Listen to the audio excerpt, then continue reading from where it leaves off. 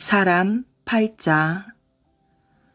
충남 영기군의 대표적인 중심도시는 조치원이지요.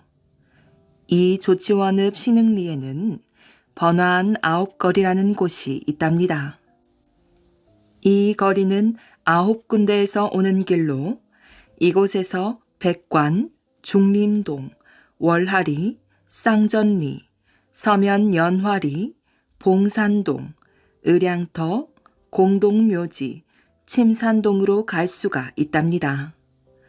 옛날부터 이 9거리에는 큰 주막이 하나 있었지요. 전국의 장사꾼들과 과거를 보기 위해 한양으로 가는 선비들이 모여들어 항상 북적거리는 이 주막에는 옛날부터 전해 내려오는 유명한 전설이 하나 있답니다. 어느 날인가 떠돌이 놀이패들이 주막 한쪽에 자리를 잡고 재주를 부리기 시작하였어요. 요란하고 신명나는 농악놀이에 사람들이 모여들기 시작했고 웬 가마 한 채가 도착하였지요. 가마꾼들은 가마를 내려놓고 구경꾼들이 모인 곳을 기웃거렸어요. 이때 다른 쪽에서도 똑같은 가마가 와서 먼저 온 가마 옆에 내려놓고 그들도 역시 사람들이 모여있는 곳을 비집고 안으로 들어갔답니다. 어린 소녀가 색동 저고리를 입고 부채를 가지고 밧줄 위에서 신기하게 춤을 추었어요. 얼마 지나지 않아 소녀의 재주 부리기가 끝나고 이어 젊은 줄꾼이 줄에 올라가서 요술쟁이처럼 앉았다 섰다 하며 재주를 부렸답니다. 가마꾼들이 시간 가는 줄 모르고 공연에 쏙 빠져 있다가 정신을 차려보니 해가 기울어져 있었지요. 그들은 시간을 너무 지체한 것을 알고 동료를 불러 가마를 메고 서둘러 출발했답니다.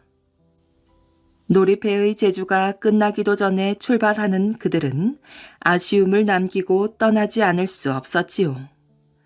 게다가 가마에 표시가 되어 있는 것도 아니고 나란히 놓인 가마가 바뀌었다는 생각조차 하지 않고 가마꾼들은 길을 재촉했어요. 그런데 먼저 출발한 가마는 공주에서 청주로 가는 가마였지요.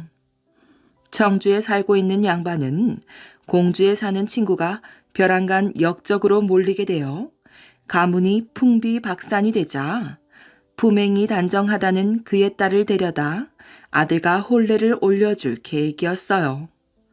그래서 어제 심야에 공주에서 출발하여 점심때쯤 9거리에 당도한 것이지요. 다른 가마는 강 건너 금남면 용담리 비룡수에 사는 여인으로 집안이 가난하여 먹을 것조차 없는 집안의 딸이었답니다. 그래도 얌전하게 길러 전위에 사는 박부잣집 아들과 혼례를 치르려고 가는 길이었지요. 박부잣집은 부자이긴 하나 아들이 좀 모자라 중매가 들어오지 않자 가난한 집 딸을 데려오기 위해 농부에게 농가 밭을 주고 데려오는 것이었어요. 그래서 두 여인은 지금 혼례식을 올리려고 가는 중이었지요. 그런데 똑같은 가마가 9거리에서 나란히 있다가 가마가 바뀌었다는 것을 모르고 떠난 것이에요. 먼저 도착한 곳은 가까운 전위에 사는 박씨 부잣집이었어요. 박 부자는 시골에 사는 농부의 딸이니 분명 차림새가 형편없을 것이라고 생각하였어요. 그래서 목욕물과 새 옷을 준비해 놓고 하녀를 시켜 가마를 조심스럽게 열고 여인을 나오라고 하였지요. 그런데 가마에서 나온 여인은 옷이 깨끗하고 몸치장도 단정하고 아름답게 차리고 있었답니다. 그래서 박 부자는 아무리 가난한 집이라고 해도 시집 보내는 딸이니 미리 목욕을 시키고 깨끗한 옷을 입혀서 보낸 줄로 생각하고 안방으로 모셨지요. 한편 다른 가마는 청주를 향해 재촉하며 가고 있었어요. 오늘 안으로 들어가야 내일 혼례를 치를 수 있었지요. 아까 아홉거리에서 빼앗긴 시간 때문에 청주에 늦게 도착하니 어두워지기 시작했답니다. 주인은 가마꾼들에게 수고했다고 말하며 아무에게도 말하면 안 된다고 다시 한번 주의를 주었답니다. 주인은 하인들에게 피곤할 테니 가서 쉬라며 술값으로 돈꾸러미 한 뭉치를 주었지요. 그리고 하녀를 시켜 가마에서 내린 친구의 딸을 준비한 방으로 모시게 하였답니다. 그런데 가마에서 내리는 모습을 보니 여러 번 꿰맨 남루한 옷에 목욕도 하지 않은 듯 얼굴도 검게 보였어요. 청주 친구는 혼잣말로 중얼거렸지요. 이 친구가 역적의 누명을 쓰더니만 딸에게 남루한 옷을 입혀 변장을 시켜보냈구먼. 그는 하녀에게 일러 목욕을 시킨 후 새 옷으로 갈아입혔어요. 그리고 다음날 사람들이 모인 가운데 성대하게 혼례식을 올렸답니다. 그 뒤 세월이 많이 흘렀지요. 다행히 역적으로 몰렸던 공주 친구가 누명을 벗게 되었답니다. 그래서 흩어졌던 가족들이 더 이상 숨어 살 필요가 없게 되자 청주에 사는 친구는 사돈집의 소식을 듣고 너무 기쁜 나머지 며느리에게 말하였어요. 하가, 이제는 친정집에 다녀와도 좋다. 너의 친정은 역적의 누명이 벗겨졌단다. 얼마나 기쁘겠느냐. 그런데 며느리는 무슨 말인지 알아듣지 못하는 것 같았답니다.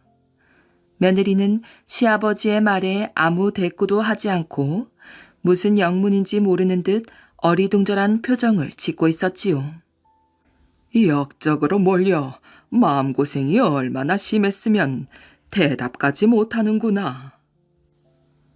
그는 며느리를 가마에 태워 하인들을 시켜 친정집에 다녀오라며 보내었답니다. 그때쯤이었어요. 전이에서도 혼례를 마치고 나니 어리석고 부족한 신랑과 신혼을 보내고 있는 새 아기는 매일 눈물로 세월을 보냈답니다. 그 사실을 알고 박 부자는 며느리가 친정집에 한번 다녀오면 괜찮아지겠지 하는 생각을 하였어요. 그래서 하인을 시켜 비룡수 친정에 다녀오라고 하였답니다. 그런데 가마를 타고 간 새댁은 깜짝 놀랐어요. 자신의 집은 공주에서 제일 가는 큰 부잣집이었지요. 한때 역적으로 몰려 집안이 풍비박산되기는 했지만 친정이라 해서 찾아간 곳이 비룡수에 다 쓰러져가는 어느 농부집이니 기가 막혔지요. 비룡수 농부의 딸 또한 깜짝 놀랐답니다. 친정집이라고 간 곳이 처음 와보는 큰 마을에 으리으리한 고래등 같은 기와집이었기 때문이에요. 뒤늦게 가마가 바뀐 사실을 알고 양쪽에서는 어떻게 수습해야 할지 난감했지요. 이런 일은 복잡한 아홉거리에서 생긴 일이랍니다.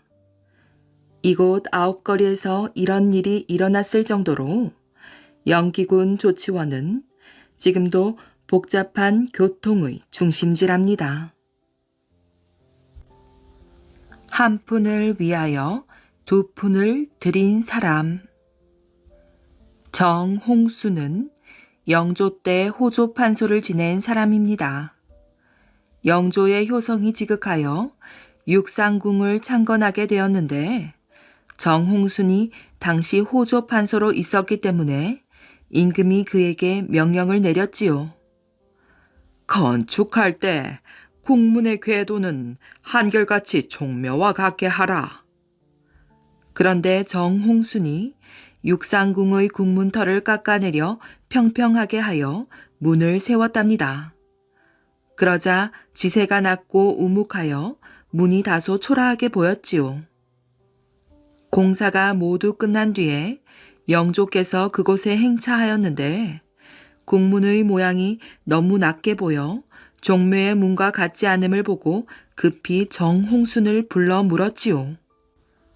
궁문 모양이 종매의 문과 비교하여 매우 낮은데 경이 어떻게 감히 나의 뜻을 거역하였는가? 정홍순이 엎드려 이렇게 아뢰었답니다.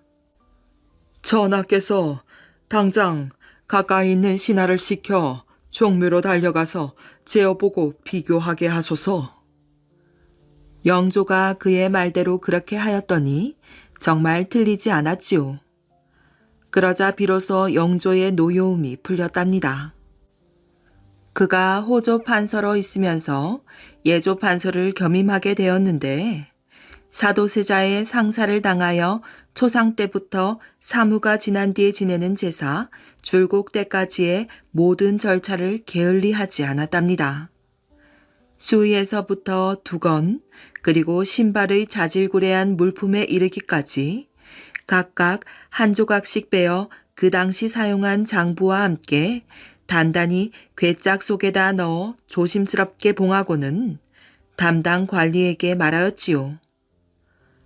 이 괴를 잘 간직하도록 하라. 그렇지 않으면 후일 큰 화가 미치게 될 것이다. 그리고 그 괴를 여는 열쇠는 정홍순이 항상 지니고 다녔답니다. 몇 해가 지나 정조가 즉위한 이듬해에 이르러 임금의 생부인 사도세자의 초상과 장례를 후하게 치렀는지 박하게 치렀는지를 알고 싶어 하문하였지요. 그 당시 예조 판서가 누구였는가? 좌우에서 이렇게 아뢰었답니다.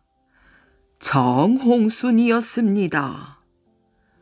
정조는 초상과 장례에 만약 털끝만큼이라도 야박하고 소홀히 한 데가 있으면 즉시 국문하여 죽이려고 정홍순을 불러다 물었지요.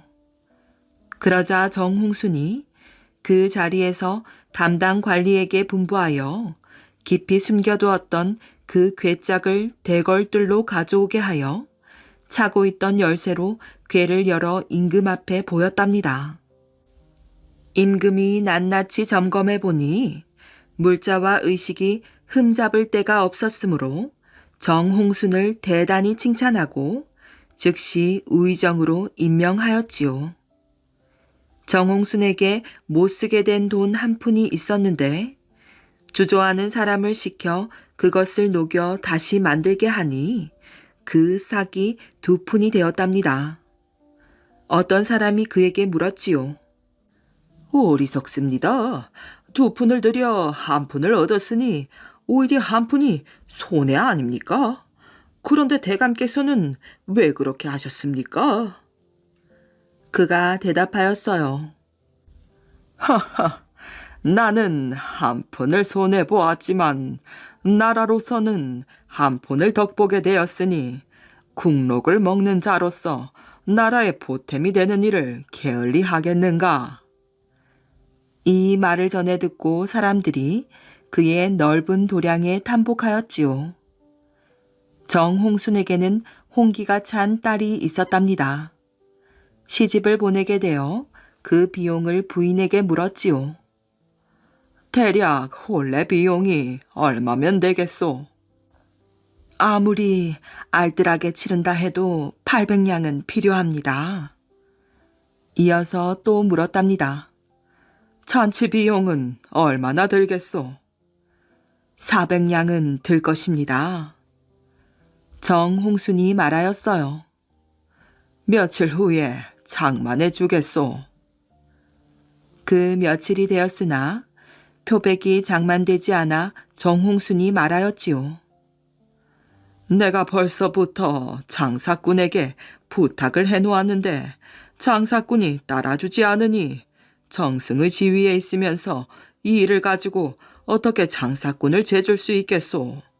차라리 그 전에 입던 옷을 세탁하고 입혀 시집을 보내야겠소.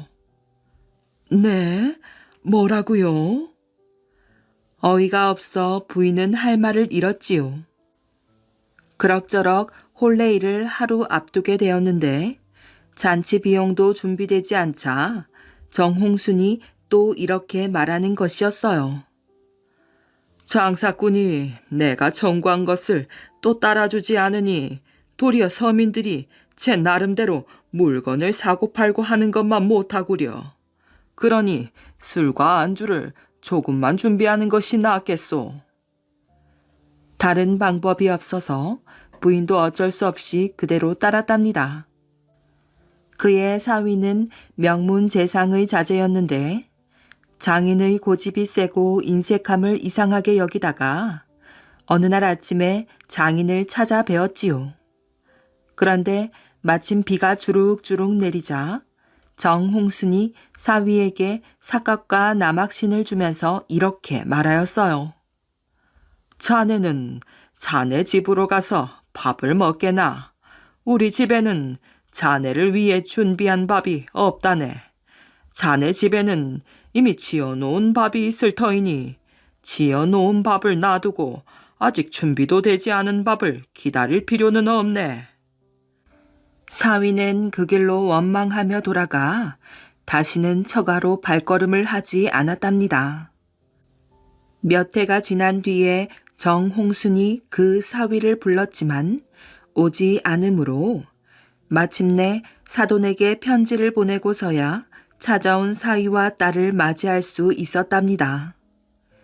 인사를 마치고 사위와 딸을 집 뒤편의 깊숙한 정원으로 데리고 갔는데 그곳에 아담한 집 한 채가 있고 방이며 창문이 말끔하고 가재 도구들이 모두 갖추어져 있었지요. 정홍순이 그 딸에게 말하였어요. 지난날 너를 시집 보낼 때에 혼수 비용을 너의 어머니에게 물었더니 1,200냥이 든다고 대답하였다. 어떻게 이 큰 돈을 잔치 비용으로 내버리면서 남의 이목을 위해 꾸밀 수 있겠는가? 그래서 내가 그 돈으로 해마다 이자를 늘려 이 집을 짓게 하고 또 시골에다가 전지를 사두었다. 해마다 상당한 수확을 할 수 있을 것이고 일생 동안 굶주리는 일은 없을 것이다. 그리고 너희는 이곳에서 살도록 하여라. 딸과 사위는 생각지 못했던 정홍순의 깊은 배려에 고개를 숙일 수밖에 없었답니다. 정홍순이 호조 판소로 일하던 10년 동안 국가의 재산에 대해서는 아주 작은 것까지 반드시 몸소 살펴보고 챙겨서 국고를 채워 놓았지요. 그러다가 정승이 되어 자기 집을 수리하면서 수리공들과 노임을 다투니 그의 자제들이 민망하게 여겨 여쭈었답니다. 아버지께서 정승의 지위에 계시면서 미천한 수리공들과 노임을 가지고 다투시니 체면이 손상되지 않겠습니까? 그가 대답하였어요. 그렇지가 않다. 한 나라의 정승으로서 모범이 되어야 한다. 내가 노임을 올려주게 되면 그것이 나라의 기준이 되어버린다. 그러면 나라의 다른 일이나 백성들이 일을 시킬 때 노임이 올라 그만큼 서민들이 고통을 당하게 되지 않겠느냐. 나 한 사람이 구두쇠라는 소리를 듣고 인심을 잃는 것은 아무것도 아니다. 소금 장수, 지게 작대기. 옛날 어느 마을에 소금 장수가 살고 있었어요. 하루는 소금을 한 짐 잔뜩 지고 길을 걷는데 갑자기 길가 무덤이 들썩들썩 하는 것이었어요. 저게 웬 조화 속인가 싶어 몸을 숨기고 가만히 훔쳐보았어요. 그랬더니 꼬리가 하얗게 센 여우 한 마리가 무덤에서 나와 제주를 꼴딱꼴딱 3번 넘더니 호호백발 할머니로 등갑해서 산고개를 넘어가는 것이었지요. 소금 장수가 여우 뒤를 살금살금 따라가 보니 어떤 집으로 들어가는데 마침 그 집에서는 큰 잔치가 벌어지고 있었답니다. 잔치집에서는 여우가 들어온 줄도 모르고 할머니가 오셨다고 큰 상을 차려 대접했지요.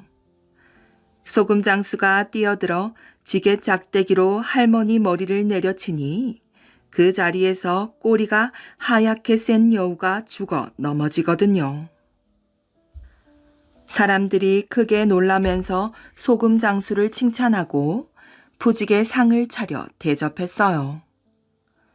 이것을 보고 있던 한 욕심쟁이가 가만히 생각하기를 저 소금 장수의 지게짝대기만 있으면 자기도 잔치집에서 칭찬도 듣고 대접도 크게 받겠다 싶었지요. 그래서 많은 돈을 주고 소금 장수의 지게짝대기를 샀답니다. 그러고는 이웃마을 잔치집에 가보니 마당 한 구석에 호호백발 할머니가 앉아 음식을 먹고 있거든요. 옳지 됐다. 내 저놈의 여우를 때려잡아 칭찬도 듣고 대접도 받으리라 하고는 지게 짝대기로 할머니 머리를 힘껏 내리쳤어요.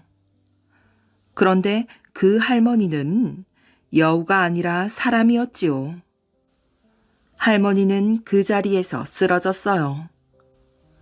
이를 본 사람들이 우르르 몰려들어 욕심쟁이를 마구 때렸고 실컷 매를 두들겨 맞은 욕심쟁이는 관가에 끌려가게 되었답니다. 두 청년의 맹세. 가실사로 가는 길은 제법 멀었답니다. 젊고 혈기왕성한 두 청년 귀산과 취향은 서로 이런저런 한담을 나누며 발길을 재촉하였지요. 귀산은 문 장군의 아들로서 그 의기가 출중했으며 취향 또한 그의 못지않은 기상과 사나이로서의 늠름함을 두루 갖추고 있었어요. 오늘 귀산과 취향이 가실사를 찾아가는 것은 원광 법사를 만나기 위함이었지요. 수나라에서 불법을 공부하고 신라에 돌아온 원광 법사는 이미 당대의 유명한 스님으로 사람들의 추앙을 한몸에 받고 있었답니다. 서로 절친한 친구 사이인 두 청년이 원광 법사를 만나러 가게 된 것은 며칠 전에 귀산이 한 말 때문이었어요. 여복의 취향, 우리의 몸은 비록 속세에 살고 있다 하나 그 정신은 거울처럼 맑고 깨끗해야 한다고 생각하네.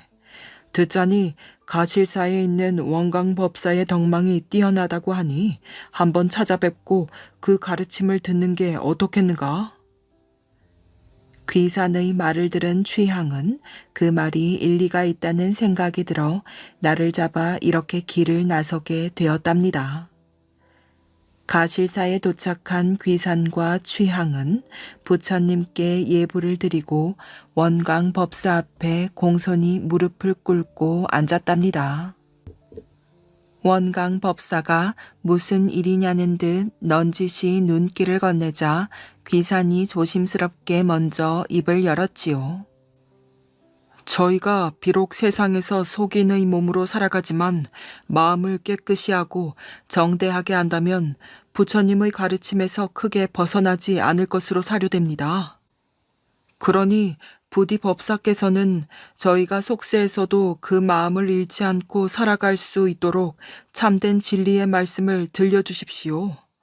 저희가 법사님을 찾아온 것은 바로 그 말씀을 듣기 위함입니다.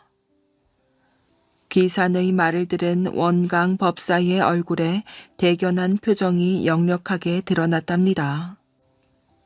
너희의 뜻이 갸륵하기 이를 데 없구나. 그러나 속인으로는 지키기 어려운 것이 한둘이 아닐 터인데. 원광 법사의 말에 취향이 나섰답니다. 비록 지키기 힘들다 할지라도 끝까지 지키려고 애쓰는 그 마음만은 소중히 간직하겠습니다. 원광 법사는 두 청년의 눈을 고요히 바라보더니 말을 이었어요. 그렇다면 들어라. 첫째, 백성된 도리로서 나라에 충성할 것이요. 둘째, 자식된 도리로서 부모에게 효도를 다할 것이요. 셋째, 친구된 도리로서 신의를 지킬 것이요. 넷째, 싸움에 임해서는 물러서선 안 될 것이요. 다섯째, 짐승을 죽이되 가려서 죽이라는 것이다. 너희가 능히 이 5계명만을 지킨다면 속인으로서도 그 마음 바탕은 잃지 않을 수 있으리. 원강 법사의 말을 들은 귀산과 치항은 기쁜 마음으로 법사 앞에 큰 절을 올리고 가실사를 나섰답니다. 집으로 돌아오며 두 청년은 원강 법사가 가르쳐준 5계명을 죽을 때까지 지키기로 굳게 맹세하였지요. 그로부터 몇 년 후 진평왕 19년 가을, 백제군이 신라에 쳐들어왔답니다. 진평왕은 여러 장군들에게 군사를 주어 전지로 급파하였는데 그 가운데는 귀산의 아버지인 무은 장군도 있었지요. 군사들 중에는 아버지를 따라 나선 귀산과 나라를 구하겠다는 일념으로 그 대열에 합류한 취항도 있었답니다. 신라군은 백제군을 맞아 말 그대로 죽기를 각오하고 싸웠지요. 두 나라의 군사는 조금의 양보도 없이 치열한 접전을 벌였어요. 시간이 점차 흐를수록 전쟁의 대세는 조금씩 신라군에게로 넘어오는 것 같았답니다. 기세가 밀려 후퇴하는 백제군의 뒤를 신라군은 때를 늦추지 않고 쫓았어요. 그러나 그렇게 앞으로만 치달은 것이 문제였지요. 신라군이 천산 땅에 도착하였을 때 미리 산속에 매복하고 있던 백제군의 기습 공격을 받게 되었답니다. 신라군의 대열은 일시에 흐트러지고 군사들은 갈피를 잡지 못해 이리저리 몰려다니기에 경황이 없었어요. 백제군은 사정없이 신라군의 목을 칼로 내리치고 창으로 찔렀답니다. 그런 와중에 귀산의 아버지인 무은 장군이 말에서 떨어지고 말았어요. 백제군에 둘러싸인 무은 장군의 목숨은 바람 앞의 등불처럼 위태로웠지요. 일촉즉발의 위기 상황이었어요. 멀리서 이 광경을 목도한 귀산은 말을 돌려 아버지 무은 장군에게로 달려가며 큰 소리로 외쳤답니다. 나는 세속을 살아가며 마음을 깨끗이 하고 정대하게 하는 가르침을 받기를, 나라에 충성하는 것이 첫째요, 부모님께 효도하는 것이 둘째라고 들었다. 귀산의 말이 채 끝나기도 전에 힘찬 말발굽 소리와 함께 또 다른 목소리가 쩌렁쩌렁 울렸답니다. 친구와의 신의를 저버리지 않는 것이 그 셋째요. 싸움에 임해서는 절대 물러서지 않는 것이 넷째라고 배웠다. 귀사는 그 목소리가 친구 취향의 음성임을 알았답니다. 둘은 적지를 뚫고 들어가 무은 장군을 구하기 위해 사력을 다하였어요.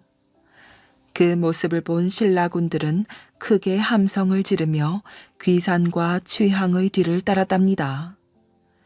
백제군들은 사기 충전한 신라군의 기세에 눌려 다시 후퇴하기 시작하였어요.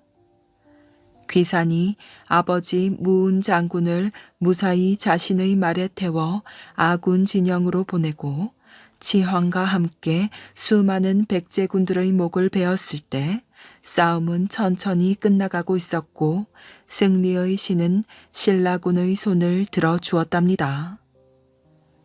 한바탕 피바람이 몰아친 천산 땅은 천지간에 피비린내가 진동하였어요. 사방에는 널브러진 시체들과 부상을 입은 군사들로 발 디딜 틈이 없었고 그 광경은 참혹하기 이를 데 없었답니다.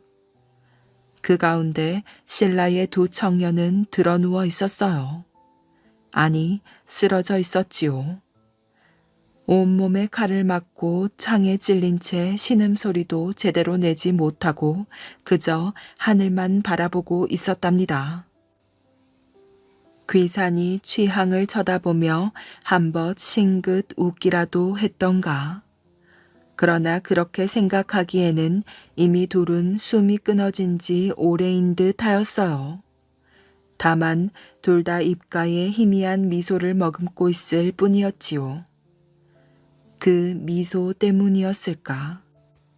둘의 얼굴 표정은 속세를 벗어나 해탈의 경지에 이른 듯 평온하고 행복해 보였으며 상처투성이의 몸에 흐른 붉은 선혈은 마치 연꽃처럼 온몸을 감싸안고 있는 듯 보였답니다.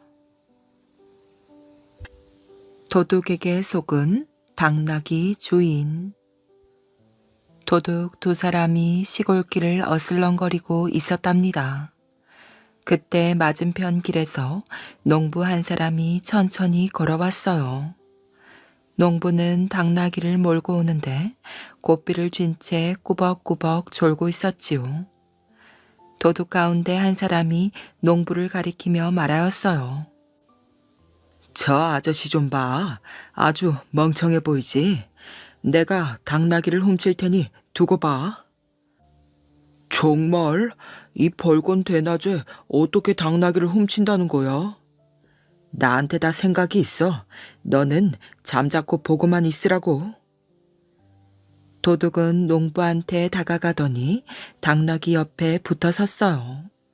그리고는 당나귀 목에 감긴 줄을 풀어 자기 목에 묶었답니다. 도둑은 당나귀를 동료에게 넘겨주며 숲속에 숨어 있으라고 손짓하였지요. 동료가 당나귀를 몰고 숲속으로 사라지자 도둑은 농부를 따라 걷다가 걸음을 멈추었어요. 농부는 잠결에 고삐를 힘껏 잡아당겼지요. 그래도 당나귀가 꼼짝 않자 눈을 번쩍 뜨며 이렇게 소리쳤어요. 이 녀석아, 왜 안 가는 거야? 매를 맞아야 정신 차리겠니? 농부는 당나귀를 향해 고개를 돌렸다가 화들짝 놀랐답니다. 당나귀는 어디론가 사라지고 사람이 대신 묶여있기 때문이었지요. 아니, 당신은 누구요? 저는 당나귀인데요. 그런데 어떻게 사람이... 제가 자세히 말씀드릴게요. 저는 몇 년 전만 해도 어엿한 사람이었어요. 하지만 워낙 게으르고 일하기 싫어하는 데다가 손버릇까지 나빠 남의 물건을 훔쳤거든요. 어머니는 이 사실을 알고 화가 나서 저를 당나귀로 변하게 했어요. 몇 년 동안 죽어라 일만 하라고요.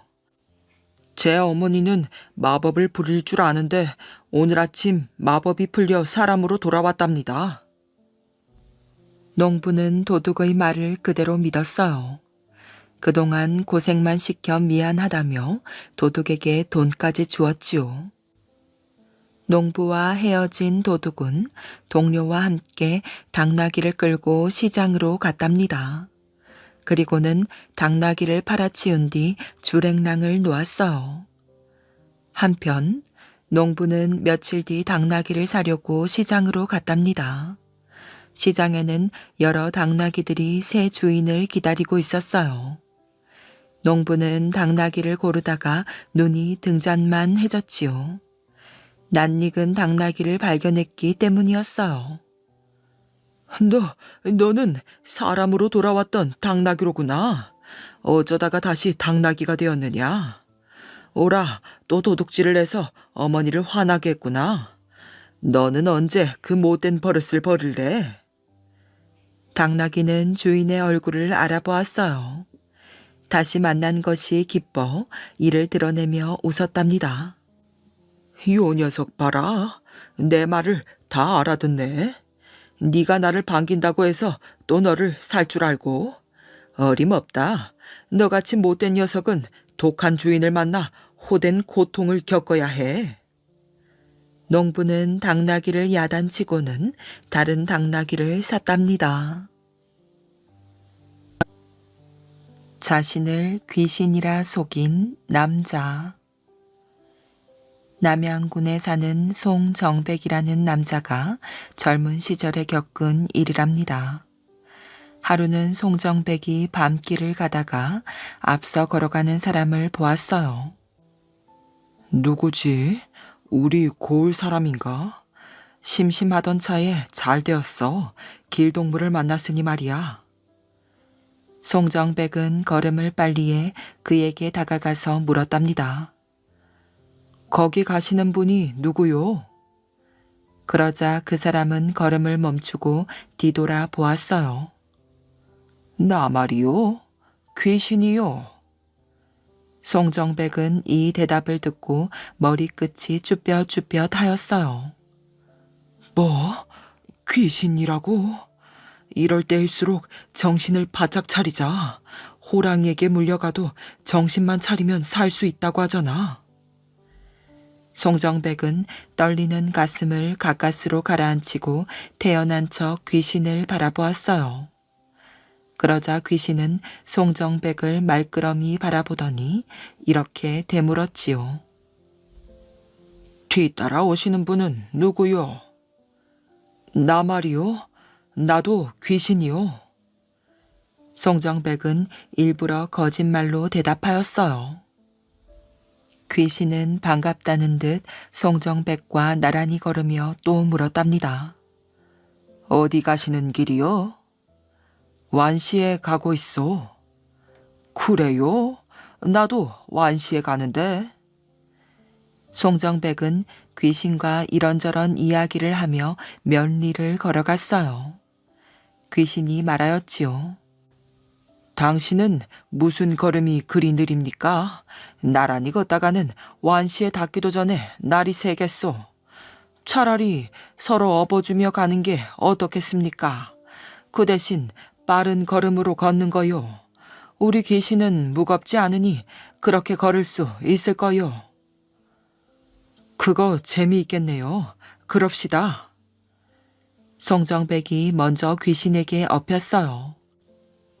귀신은 송정백을 엎고 한참을 가고 나서 고개를 갸우뚱하였지요. 이상하네. 왜 이리 무겁지? 당신 귀신 맞아요? 송정백은 당황하지 않고 그럴듯하게 둘러대었어요. 허허, 그런 말을 할 줄 알았어. 내가 귀신이 된 지 얼마 되지 않아 몸이 좀 무거운 거요. 그렇게 심리쯤 가서 교대를 하였어요. 이번에는 귀신이 송정백에게 엎였답니다. 귀신은 전혀 무겁지 않았어요. 아무것도 없지 않고 맨몸으로 가는 것 같았답니다. 그렇게 몇 번 서로 업어주고 나서 송정백이 물었어요. 당신은 귀신이 된 지 오래되었지요? 어차피 나도 귀신으로서 앞으로 사람을 상대해야 하니 주의할 점이 있으면 가르쳐 주시오. 나는 귀신이 무서워하거나 피해야 할 것이 무엇인지도 모르거든요. 그러자 귀신이 친절하게 알려주었어요. 사람을 상대할 때는 침을 조심하시오. 사람이 침을 뱉으면 우리 귀신들은 겁에 질려 꼼짝 못한다오. 들길을 지나자 냇가가 나왔답니다. 당신이 먼저 냇물을 건너시오. 송정백의 말에 귀신이 먼저 냇물을 건넜어요. 그런데 신기하게도 첨벙첨벙 물소리가 들리지 않았답니다. 그 다음 송정백이 첨벙첨벙 물소리를 내며 냇물을 건넜어요. 그러자 귀신은 또다시 고개를 갸우뚱하였지요. 이상하네. 어째서 물소리가 나지? 당신 정말 귀신 맞습니까? 송정백은 이번에도 적당히 둘러대었어요. 아까 말했지 않았소. 내가 귀신이 된 지 얼마 안 되어 냇물을 건넜는데도 아직 서투르다오. 그러니 제발 내게 귀신 맞느냐는 말 좀 하지 마시오. 송정백은 완시에 거의 다다르자 갑자기 귀신을 번쩍 들어올려 자신의 어깨 위에 올려놓았어요. 마치 귀신이 무동을 탄 격이었지요. 이게 무슨 짓이오? 나를 어서 내려놓으시오. 귀신은 송정백의 어깨 위에서 소리를 꽥꽥 질렀어요. 그러나 송정백은 들은 척도 하지 않았답니다. 그리고는 완시를 향해 걸음을 재촉하였어요. 송정백은 완시에 도착해서야 귀신을 땅에 내려놓았지요. 그러자 귀신은 갑자기 양으로 변해버렸어요. 귀신을 꼼짝 못하게 하려면 침을 뱉으라고 하였지. 요놈 당해봐라. 송정백은 입안에 잔뜩 침이 고이게 하였답니다. 그런 다음 귀신에게 퇴퇴 침을 뱉었어요. 귀신은 겁에 질려 온몸을 사시나무 떨듯 하였지요. 송정백은 양으로 변한 귀신을 장에 끌고 가 비싼 값에 팔아 버렸답니다. 개 흉내를 낸 돼지. 옛날 어느 마을에 할머니가 혼자 살고 있었답니다. 오순도순 같이 살 가족도 없고 살림도 간당간당 넉넉지 못했지만 할머니는 하루하루가 행복하였지요. 자식처럼 예뻐하는 개와 돼지가 있었거든요. 어느 날 할머니는 힘든 밭일을 마치고 집으로 돌아왔어요. 목도 바짝바짝 마르고 허리도 시큰시큰 아팠지만 시원한 우물물 한 바가지 길어줄 사람이 없었지요. 그날따라 할머니는 자식 한 명 없이 혼자 사는 자기 처지가 속상하였어요. 그때 개가 살랑살랑 할머니에게로 다가왔지요. 그러더니 혓바닥으로 할머니 손을 핥는 것이었어요. 그래, 귀여운 내 강아지. 내 마음을 알아주는 건 너뿐이구나. 할머니는 힘을 내 일어났지요. 점심 준비도 해야 하고 돼지 먹이도 줘야 했거든요. 할머니는 자기 밥상 차리는 것은 나중으로 미루고 돼지의 먹이부터 챙겨주었답니다. 아이고, 우리 돼지가 좋아하겠네.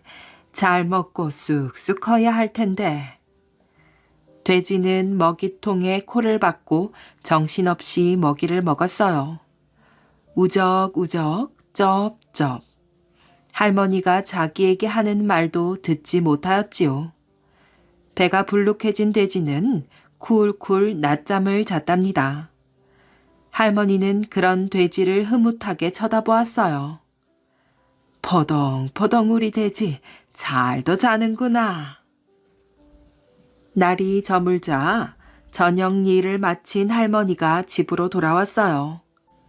개가 반기듯 왈왈 짖으며 달려나왔지요. 착하다 착해. 오늘도 집 잘 지키렴. 할머니는 개를 다정하게 쓰다듬어 주고는 방으로 들어갔답니다.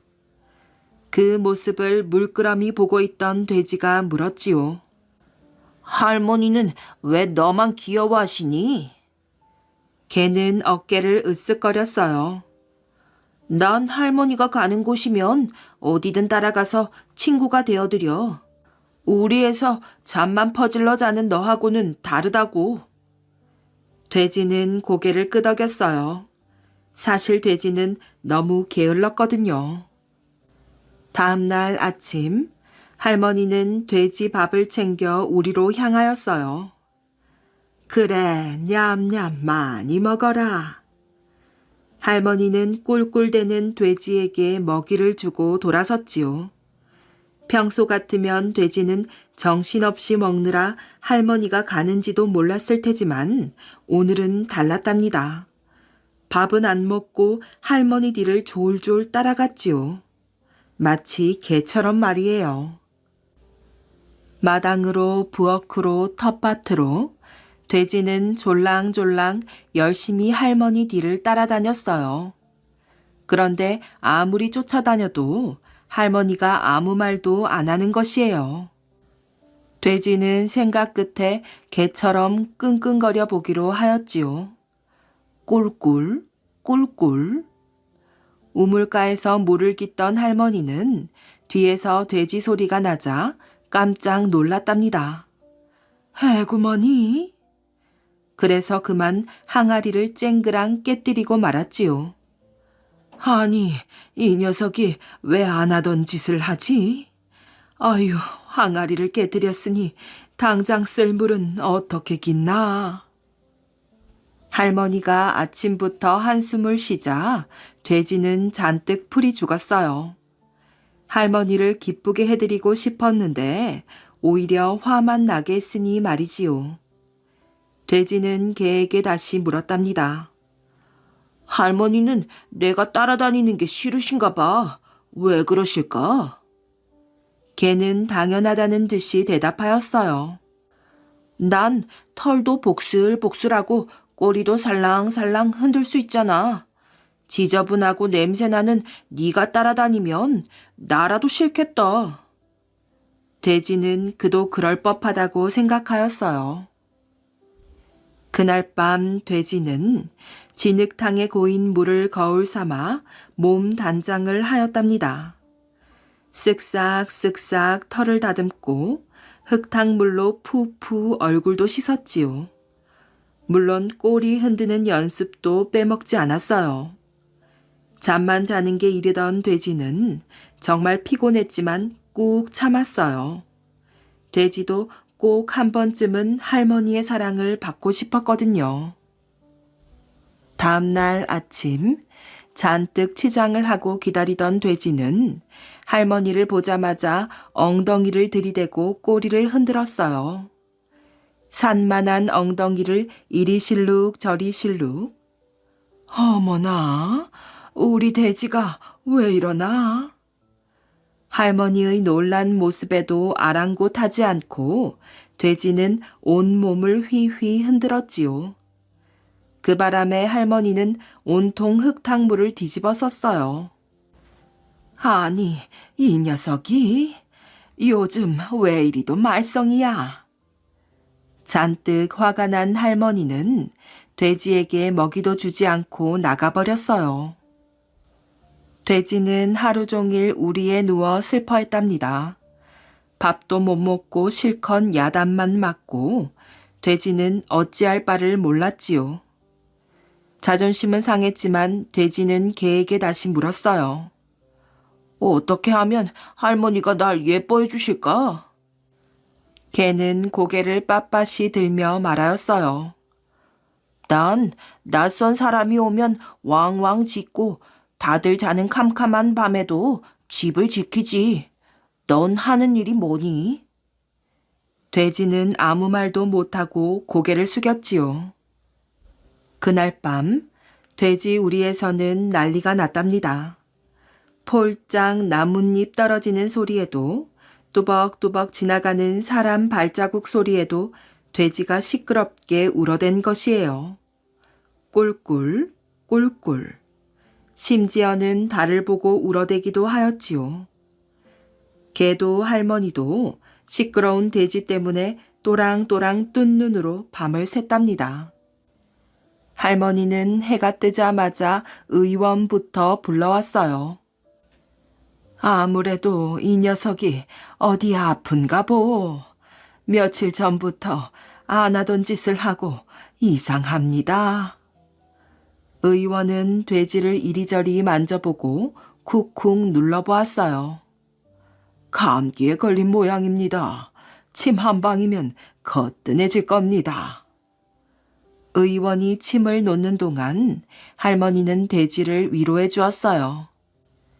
그래, 조금만 참으렴. 돼지는 좀 아프긴 했지만 기분이 정말 좋았어요. 할머니가 마침내 자기를 예뻐해 주었으니 말이지요. 그날 밤 돼지는 전날보다 더 크게 더 우렁찬 소리로 울어댔어요. 이렇게 하면 할머니에게 더 사랑을 받을 줄 알았지요.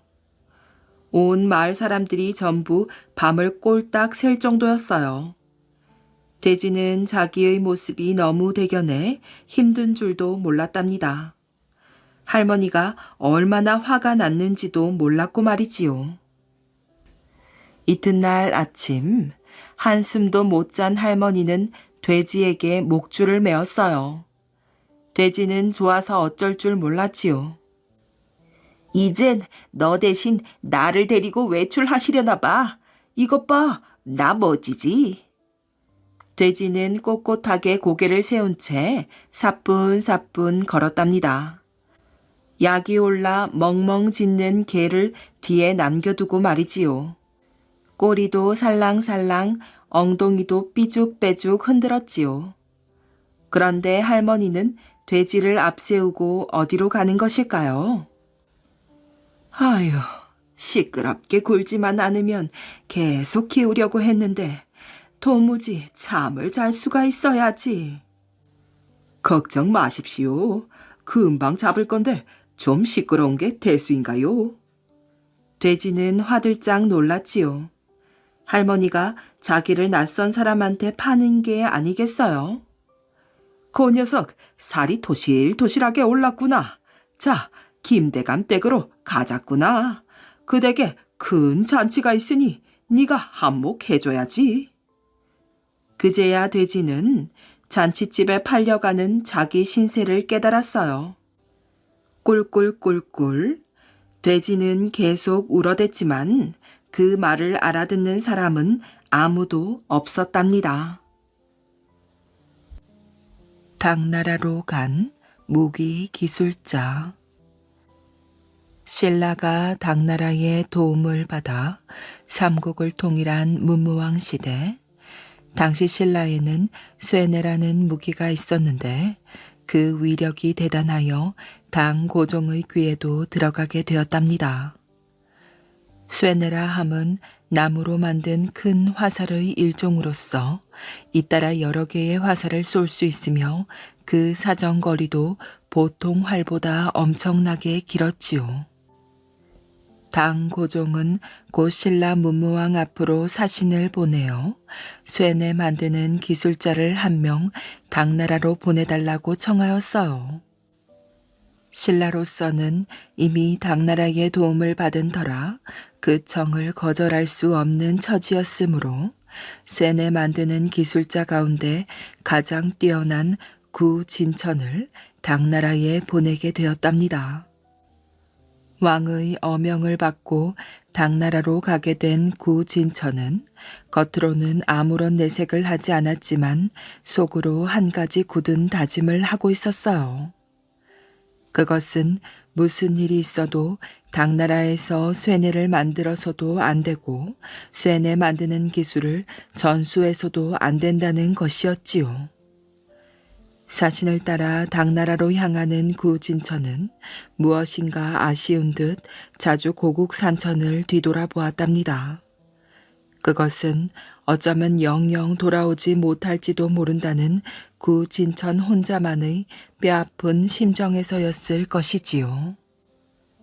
일행은 무사히 당나라에 도착했고 당 고종은 구 진천을 위해 훌륭한 연회를 베풀었어요. 당 고종은 구진천이 지레 짐작한 바와 마찬가지로 쇠뇌 만드는 기술까지도 알아내고 싶은 속셈이었던 것이었어요. 연회가 끝난 다음 날부터 구진천은 본격적으로 쇠뇌 만드는 작업에 들어갔답니다. 당 고종은 틈만 나면 신하들을 보내어 구진천이 작업하는 모습을 살피도록 했고 때로 세세히 기록하여 오라는 명령도 내렸지요. 그러나 구진천은 일부러 느릿느릿 작업의 공정을 이어나갔어요. 그러면서 중요한 작업은 사람들이 모두 잠든 밤중에 혼자 몰래 하였지요. 그렇게 하여 구진천은 나무 쇠뇌 하나를 완성했고 그 소식을 들은 당고종은 부랴부랴 군졸들로 하여금 그 쇠뇌를 시험하도록 명했답니다.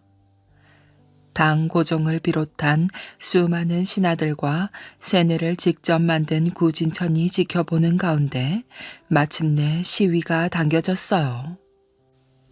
그런데 시위를 떠난 활은 채 몇 미터를 가지 못하고 힘없이 바닥에 떨어졌답니다. 오히려 일반적인 활과 비교하더라도 그 거리가 그의 반도 미치지 못하였어요. 실망을 감추지 못한 당고종은 구진천을 불러 물었답니다. 아니, 어찌된 일이냐? 저것이 내가 소문으로 들은 천하제일의 병귀 쇠뇌라는 말이냐? 구진천은 머리를 조아리며 이상하다는 투로 대답하였어요. 소신도 무슨 연유인지 모르겠사옵니다. 생각건대 아마도 나무에 문제가 있는 듯하옵니다. 당고종은 눈을 크게 뜨며 말하였어요. 그렇다면 신라의 제목을 가져다 쓰면 되겠느냐? 구진천은 다시 한번 머리를 조아리며 능청스럽게 대답하였지요. 소신의 생각도 그러하옵니다. 당고종은 구진천의 말을 철석같이 믿고 그 자리에서 신라에서 세뇌에 쓸 제목을 운반해 오도록 신하들에게 명하였지요. 구진천은 고국 신라에서 제목이 운반해져 오는 동안 날마다 술잔을 벗하며 지냈답니다. 해질 무렵 서편 하늘에 검붉은 노을이 물드는 것을 바라보노라면 온몸으로 그 노을빛과 같은 술기운이 거나하게 퍼지는 것을 느꼈지요. 그렇게 며칠이 지났답니다. 신라에서 운반되어 온 목재가 구진천의 작업장 가득 부려졌고 구진천은 그리운 고국 산천의 냄새라도 맡으려고 목재에 코를 갖다 대었어요. 목재는 이미 잘린 지 오래였지만 고향의 솔바람 소리까지도 들려줄 것처럼 향기로웠답니다. 구진천은 남들이 이상하게 보든 말든 오래 그러고 있었어요. 구진천은 그 목재로 다시 쇠뇌 하나를 완성했고 이에 당고종을 비롯한 많은 신하들이 쇠뇌의 위력을 보고자 모여들었지요. 호기심에 가득 찬 사람들의 시선을 붙잡으며 힘차게 쏘아진 쇠뇌의 화살은 먼저 번보다는 조금 멀리 나가긴 했으나 그 거리가 명성에 비해 너무도 미미하였어요. 당고종은 환한 얼굴로 구진천을 불렀답니다. 이번에는 무엇이 잘못되었느냐? 구진천은 얼굴빛 하나 변하지 않고 담담하게 말하였어요. 아마도 소신의 짧은 소견으로는 목재가 해풍을 너무 많이 쏘여 그런 것 같사옵니다. 당고종은 얼굴을 붉히며 말하였어요. 그렇다면 어찌하면 되겠느냐? 그 말에 구진천은 대답이 없었답니다. 다만 이미 모든 것을 각오한 듯 묵묵히 입술을 깨물었어요. 결연한 모습이었지요. 구진천의 행동에서 모든 것을 알아차린 당고종은 노발대발하며 스스로 분을 삼키지 못해 씩씩거렸답니다. 네가 감히 천자인 나를 우롱하다니. 그러고도 너의 목숨이 성할 줄 알았느냐? 내 놈의 마음속에 어떤 꿍꿍이 속이 들었는지 모르지만 형틀에 묶여 사지가 찢어져도 그럴 수 있을지 내두고 보리라. 구진천은 군졸들에게 이끌려 옥에 갇혔고 날마다 심한 매질과 형벌이 가해졌어요. 그것은 사람으로서 참기 힘든 고통이었으나 그는 끝내 의연한 기세를 꺾지 않고 죽을 때까지 쇠뇌에 대해 그 어떤 말도 하지 않았답니다. 당나라로부터 고국 신라를 지킬 수 있는 유일한 무기라고 생각한 쇠뇌의 비밀을 가슴에 품고 구진천은 그렇게 이국 땅에서 목숨을 잃었어요. 그것은 나라를 위해서라면 자신의 목숨까지도 내놓을 수 있는 신라인의 고귀한 애국심이었고 자신의 소신을 굽히지 않는 충정의 표본이기도 했답니다.